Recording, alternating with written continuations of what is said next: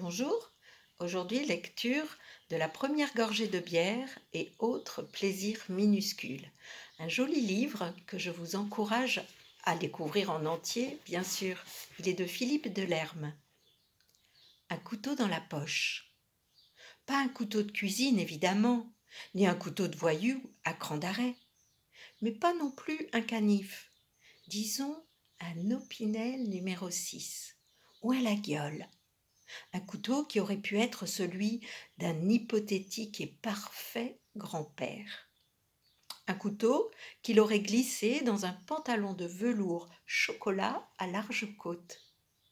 Un couteau qu'il aurait tiré de sa poche à l'heure du déjeuner, piquant les tranches de saucisson avec la pointe, pelant sa pomme lentement, le poing replié à même la lame. Un couteau qu'il aurait refermé d'un geste ample et cérémonieux, après le café bu dans un verre. Et cela aurait signifié pour chacun qu'il fallait reprendre le travail. Un couteau que l'on aurait trouvé merveilleux si l'on était enfant. Un couteau pour l'arc et les flèches, pour façonner l'épée de bois, la garde sculptée dans l'écorce, le couteau que vos parents en trouvaient trop dangereux quand vous étiez enfant. Mais un couteau pourquoi? Car l'on n'est plus au temps de ce grand-père et l'on n'est plus enfant. Un couteau virtuel alors? Et cet alibi dérisoire? Mais si, ça peut servir à plein de choses, en promenade, en pique-nique, même pour bricoler quand on n'a pas d'outils. Ça ne servira pas, on le sent bien. Le plaisir n'est pas là. Plaisir absolu d'égoïsme. Une belle chose inutile de bois chaud ou bien de nacre lisse, avec le signe cabalistique sur la lame qui fait les vrais initiés. Une main couronnée, un parapluie, un rossignol, l'abeille sur le manche.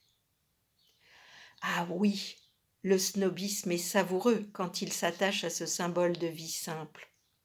À l'époque du fax, c'est le luxe rustique, un objet tout à fait à soi, qui gonfle inutilement la poche et que l'on sort de temps en temps, jamais pour s'en servir, mais pour le toucher, le regarder, pour la satisfaction benoîte de l'ouvrir et de le refermer. Dans ce présent gratuit, le passé dort. Quelques secondes, on se sent à la fois le grand-père bucolique à la moustache blanche et l'enfant près de l'eau dans l'odeur du sureau. Le temps d'ouvrir et de refermer la lame, on n'est plus entre deux âges, mais à la fois deux âges. C'est ça le secret du couteau.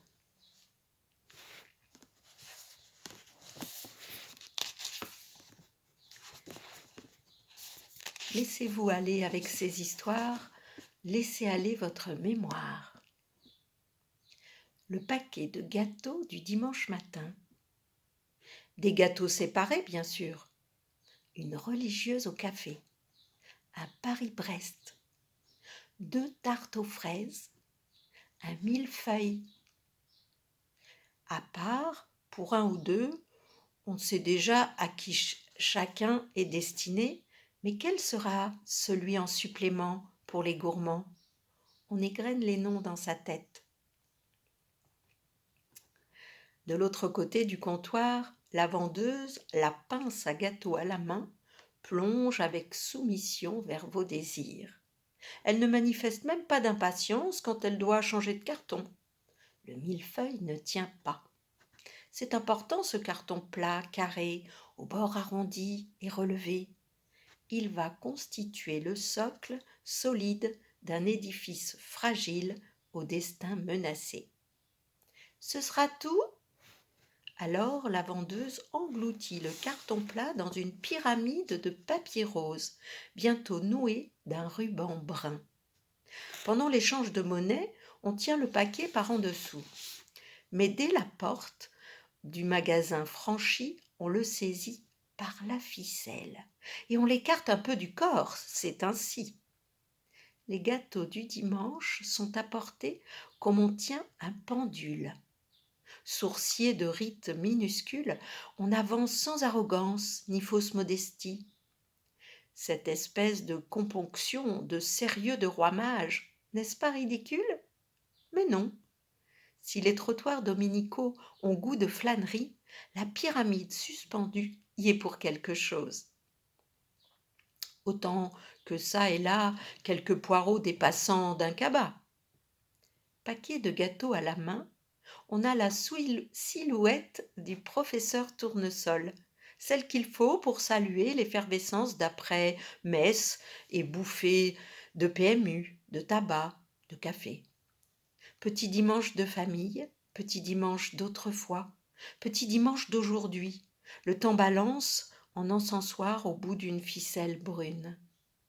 Un peu de crème pâtissière a fait juste une tache en haut de la religieuse au café.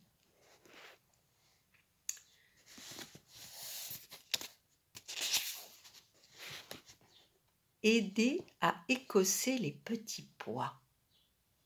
C'est presque toujours à cette heure creuse de la matinée où le temps ne penche plus vers rien.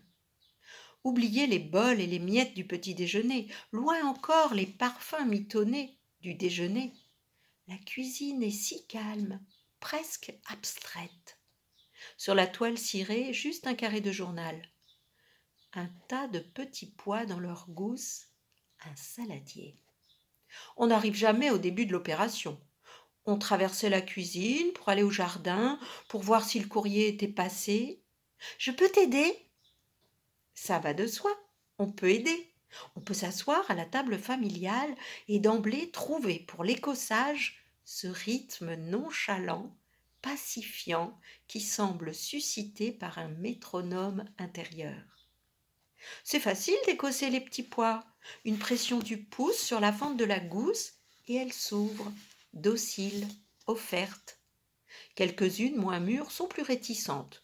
Une incision de l'ongle de l'index permet alors de déchirer le verre et de sentir la mouillure et la chair dense, juste sous la peau faussement parcheminée. Après, on fait glisser les boules d'un seul doigt. La dernière est si minuscule. Parfois, on a envie de la croquer. Ce n'est pas bon, un peu amer, mais frais, comme la cuisine de 11 heures. Cuisine de l'eau froide, des légumes épluchés. Tout près, contre l'évier, quelques carottes nues brillent sur un torchon et finissent de sécher. Alors on parle à petits coups, et là aussi la musique des mots semble venir de l'intérieur, paisible, familière. De temps en temps, on relève la tête pour regarder l'autre à la fin d'une phrase. Mais l'autre doit garder la tête penchée. C'est dans le code. On parle de travail, de projet, de fatigue, pas de psychologie. L'écossage des petits pois n'est pas conçu pour expliquer, mais pour suivre le cours, à léger contretemps. Il y en aurait pour 5 minutes, mais c'est bien de prolonger, d'alentir le matin, gousse à gousse, manches retroussées. On passe les mains dans les boules écossais qui remplissent le saladier. C'est doux, toutes ces rondeurs contiguës font comme une eau verte, tendre, et l'on s'étonne de ne pas avoir les mains mouillées. Un long silence de bien-être clair, et puis « Il y aura juste le pain à aller chercher !» Cette histoire est de saison. Si vous avez des petits pois à écosser, profitez-en pour vous laisser porter par cette histoire. Une dernière histoire, c'est celle de l'apéritif. Ou pas. Prendre un porto. D'emblée, c'est hypocrite. Prendre un petit porto, alors. On dit cela avec une infime réticence, une affabilité restrictive.